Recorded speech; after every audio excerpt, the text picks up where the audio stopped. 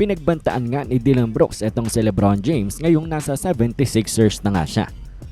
Well, ngayong off-season ay meron ngang interview itong si Brooks kung saan natanong nga siya patungkol dito kay LeBron James at sa magiging upcoming matchup nga daw nila sa December 30th kung saan saktong birthday pa rin yun ni LeBron James. Kung saan itong naging sagot dyan neto ni Dillon Brooks. I'm curious about a December 30th game against Philly on LeBron's birthday. What do you think about Oh, that's LeBron's birthday too?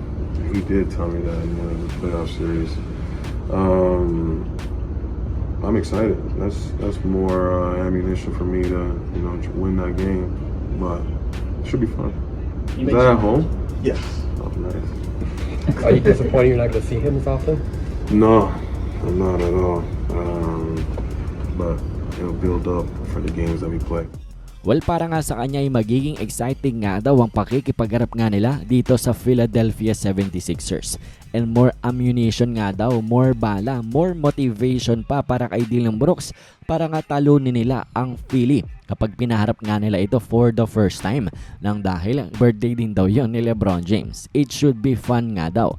Sabi niya nga rin na hindi nga daw siya dismayado na malelesen na ang pakikipagharap nila dito kay LeBron James nang dahil nandito na siya sa Eastern Conference. Parang twice a year na nga lang sila magharap imbes na 4 times kung nasa West. Eto nga si LeBron. Pero definitely excited at ready na itong si Dillon Brooks. Away, pinagbantaan pa. Ito nga si LeBron James kahit malayo pa ang ating season. Off-season pa lamang tayo, bay maanghang na agad ang mga sinasabi dito ni Dillon Brooks. So kahit nga nalipat na etong si LBJ ng kanyang kuponan ay the same motivation pa nga rin ang meron.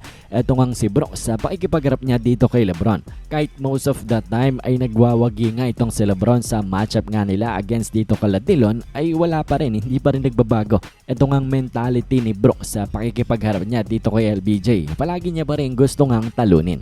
So it's definitely going to be an exciting matchup, Philadelphia 76ers versus Phoenix Suns. Nang dahil hindi lang itong si LeBron James talaga ang makikipaglaban dito nga kay Brooks. Nandyan din itong sina VJ Edgecombe, sila Jaylen Brown, lalo na alam naman nating may history din dito nga kay Dillon Brooks. So tama naman siya sa kanyang mga sinabi dito sa interview na magiging exciting talagang matchup na ito. Nang dahil sigurado yan hindi lamang dahil sa mga players at sa kanilang mga rivalries, for sure eto nga ring Phoenix Suns ay maibubuga kahit papano at makikipagtapatan dito nga sa Philadelphia 76ers na kahit alam naman natin na medyo may advantage dyan ang Philly.